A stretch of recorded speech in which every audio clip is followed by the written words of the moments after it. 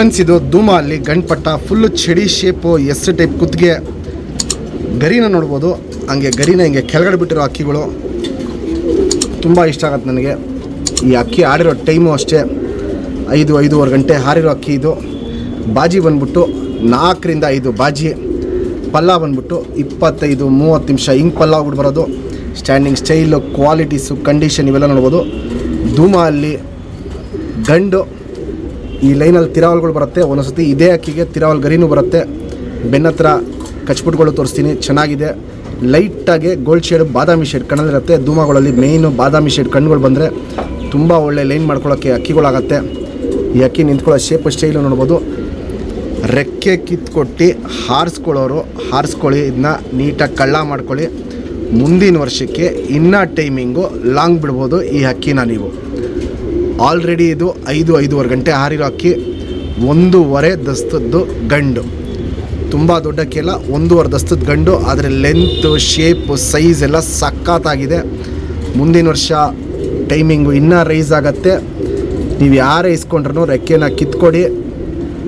ಮುಂದಿನ ತಿಂಗಳಂಗೆ ನೀವು ಹಕ್ಕಿನ ಓಡಿಸ್ಕೊಂಬರ್ಬೋದು. ಓಡಿಸ್ಕೊಂಬಂದ್ಬಿಡಿ, ಹಕ್ಕಿ ಕಳ್ಳ ಮಾಡ್ಕೊಳ್ಳಿ.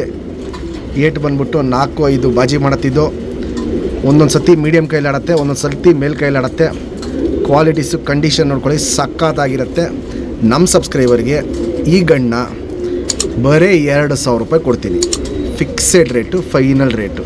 ಹೊಸ ಶೋಕ್ದಾರ್ಗಳು ಒಂದು ಒಳ್ಳೆ ಶೋಕ್ ಮಾಡ್ಕೊಳ್ಳಿ ಅಂದ್ಬಿಟ್ಟು ಕಮ್ಮಿ ರೇಟು ಕೊಡ್ತಾಯಿದ್ದೀನಿ.